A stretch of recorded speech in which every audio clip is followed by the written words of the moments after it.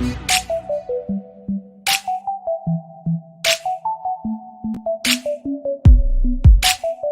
guys, I'm so happy you're here. Let's talk about building this legacy. Yes. So today, well, as you know, my name is Afua Jones. I am a nationwide board certified credit consultant.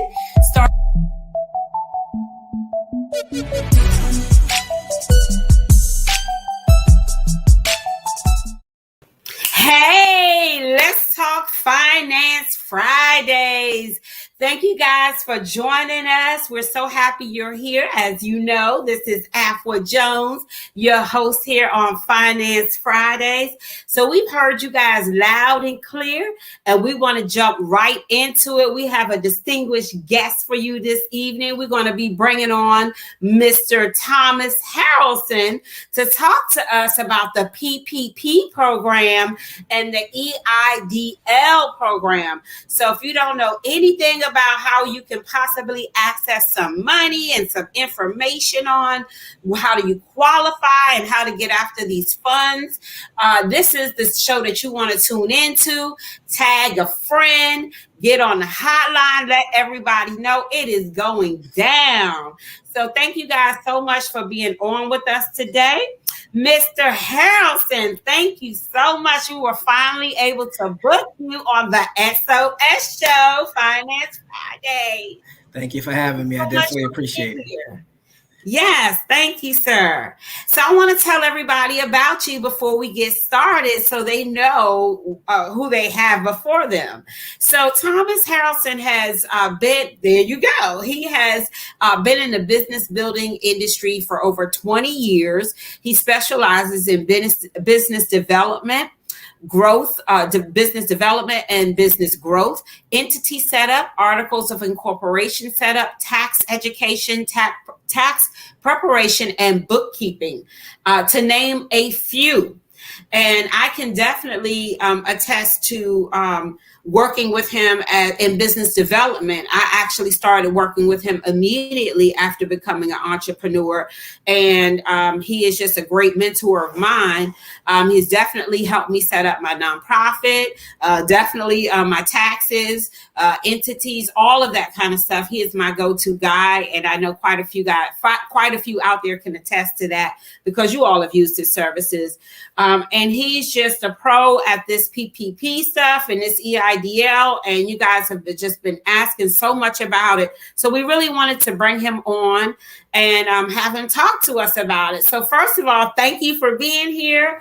Please tell us a little bit about, what you want, what you are currently working on, what type of projects you have, and what you want to share with us right off the bat. Right now, we are definitely working with our current clients who have applied for the PPP and also for the EIDL programs. And a lot of them are getting kicked back. So we're working with SCORE, which is an organization that's a nonprofit that helps these business owners make sure their documentation is on par so that the process can go smoothly. And that's one of the biggest challenges that a lot of small business owners, especially minority business owners, are having.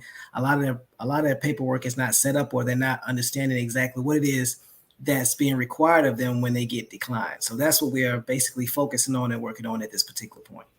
And that's exactly what really drew our attention, because we were fielding all of the questions that we were getting. And here on Finance Fridays, we really want to bring the best expert in to address where we see we're getting the bulk of the concerns. And this was it: knowing the process, understanding the process, and knowing how to amend properly.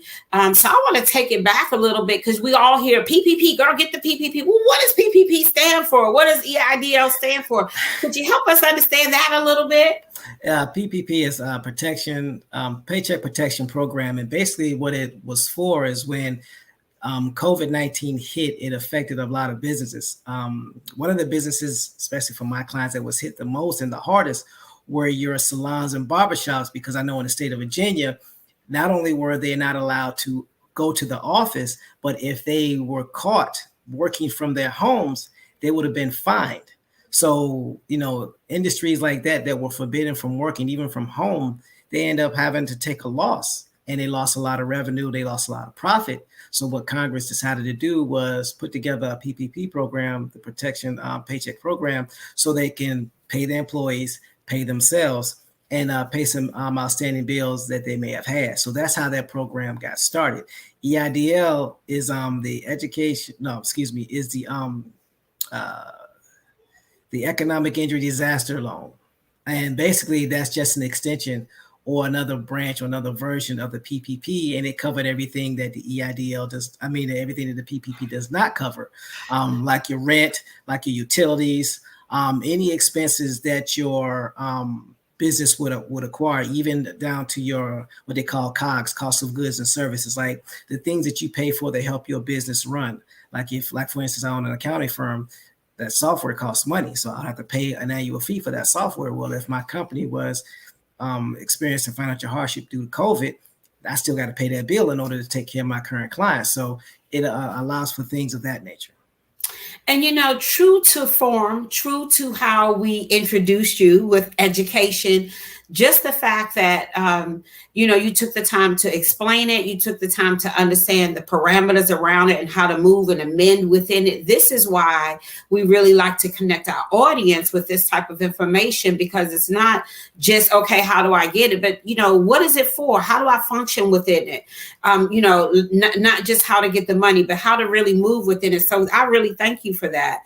And so even though we know, and I do want to point out, even though we know that the PPP program ended, the deadline was July 31st, and we had talked about this, that it's still important to understand and about it and how to possibly move in it, because that, we're still suffering, and a lot of small businesses are suffering from the effects of COVID-19, and with the Delta variant looming and potential rumors of another government shutdown, again, those businesses will be in dire straits, and they may have to bring back the PPP program for 2022.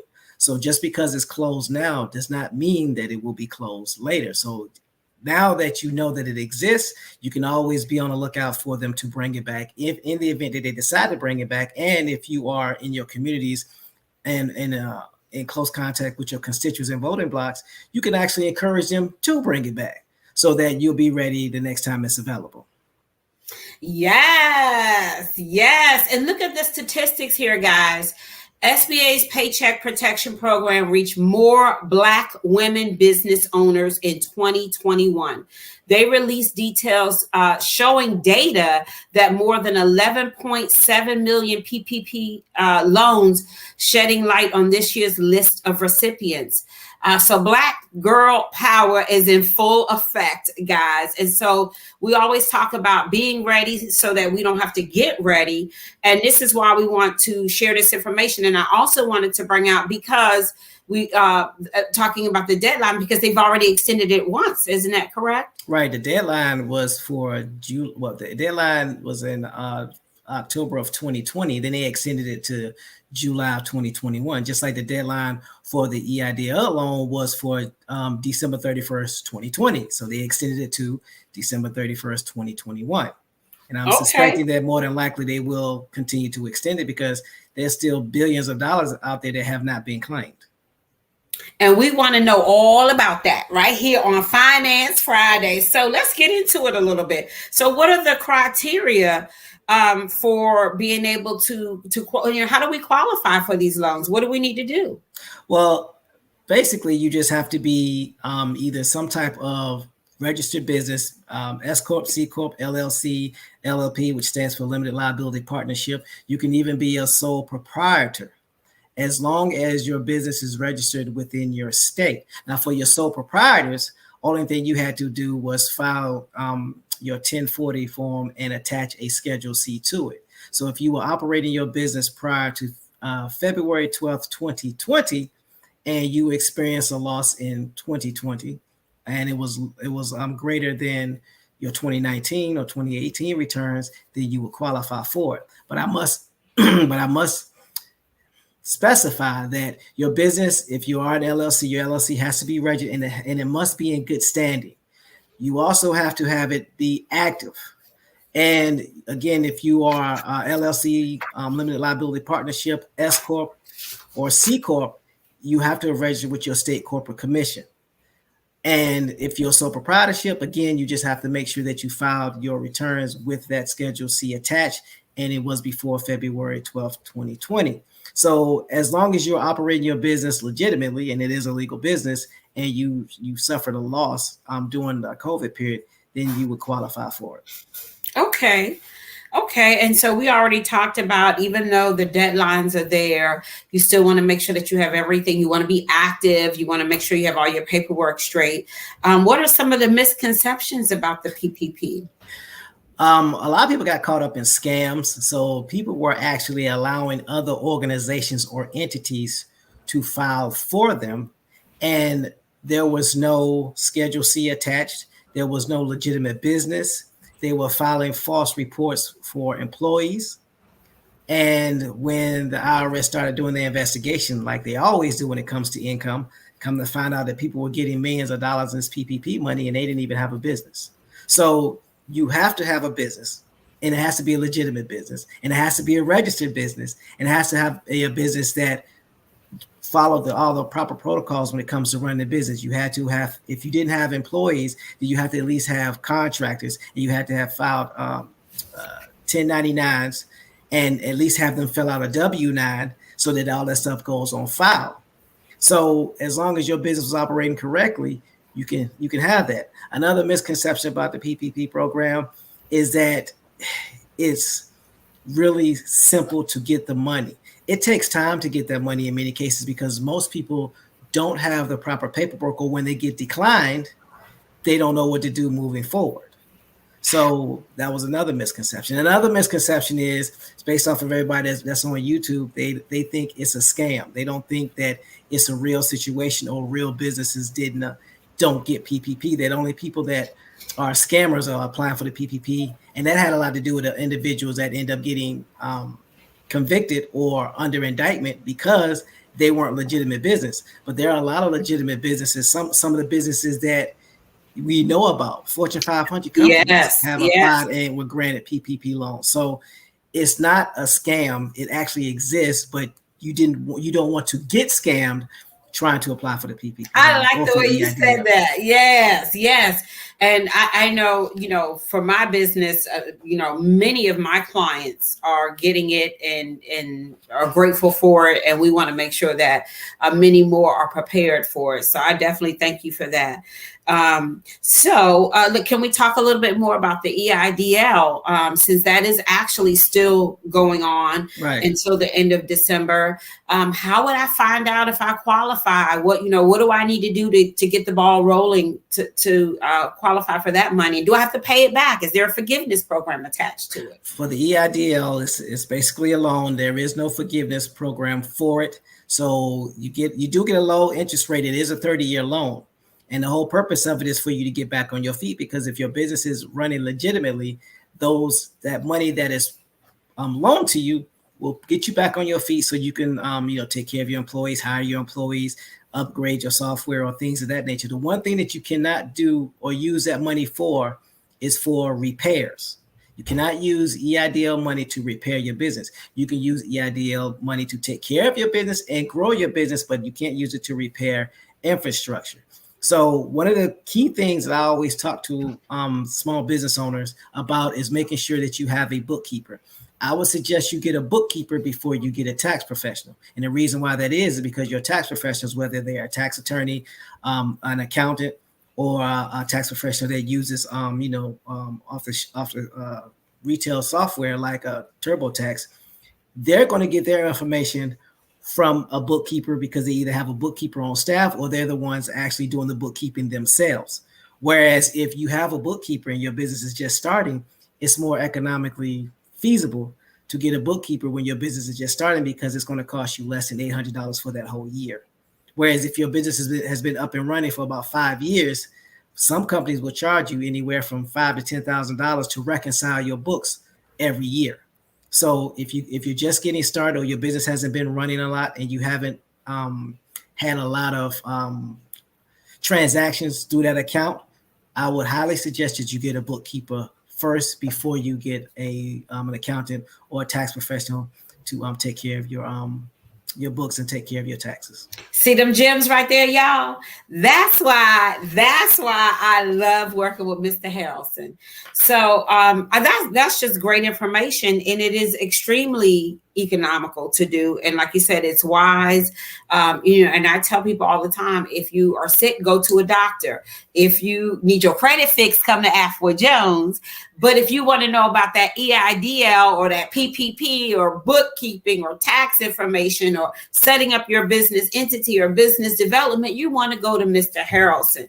So that is great. That's a great nugget right there. And guys, he does do free consultations. You can definitely inbox us if you need some more information on how to contact him. But we did have his information up on the screen, and we'll make sure that it's in the post when we have it go up. So any other information about EIDL that you want us to know about?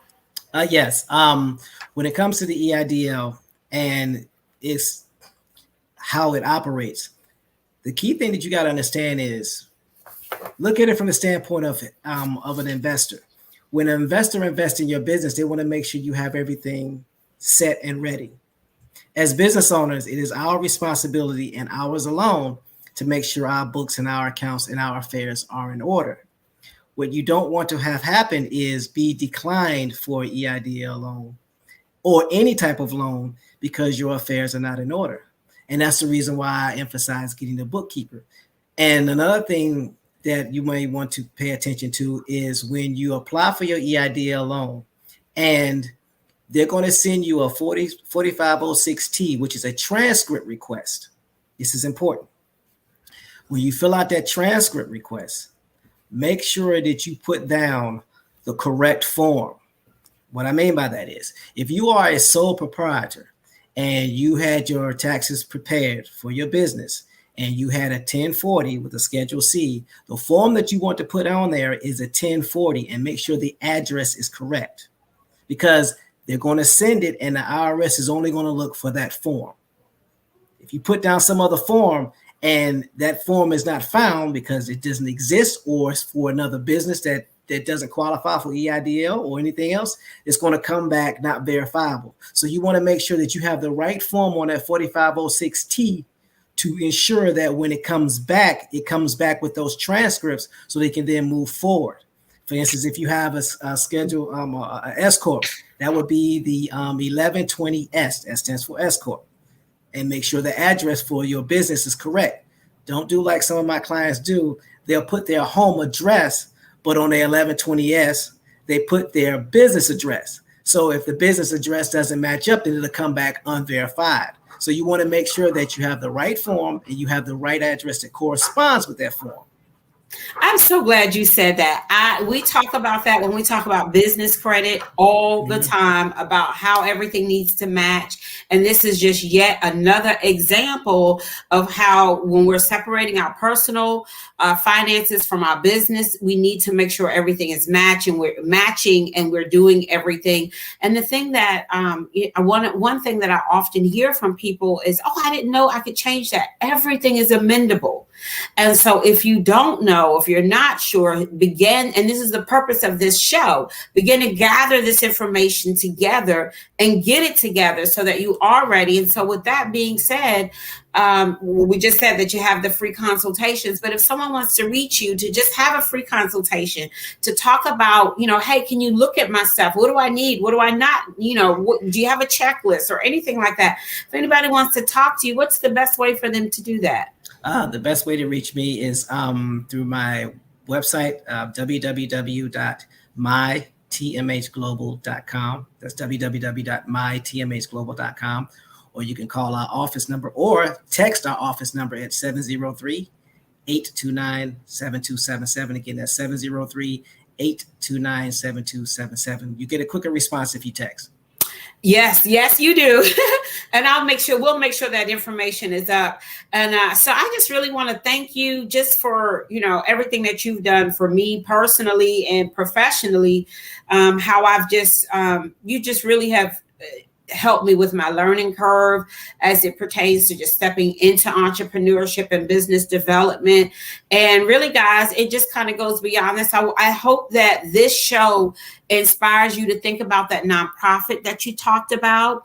That is something that Thomas can definitely help you with. So don't hesitate to reach out for a consultation about that, because there's so much money out there under bringing, your passion to action and, being part of the bigger picture and helping those in your community and getting paid to do so. And there's funds out there for that. And so one thing that I appreciated that I learned from his business development is just broaden my horizon to learn how much stuff is really out there. And he's just a great resource for that. So beyond, just the loans and the money, we definitely hope to have you back to be able to talk about some other resources that are out there. But definitely, guys, this is a great resource to find out how you can access some funds for your business and keep that legacy going and building our community. Thomas is definitely all about that. So we just want to thank you for your time this evening, for taking the time to talk to our audience and your audience. And guys, keep the questions coming. Keep coming at us with the different topics that you want us to come out. We are definitely going to be doing a show about a trucking school.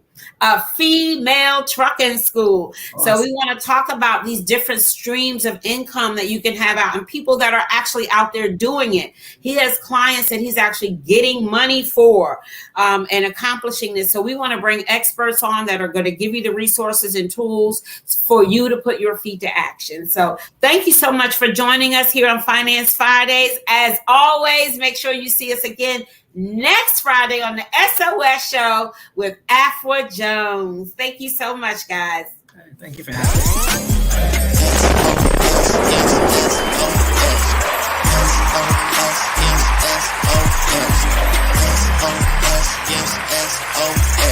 I know they gon'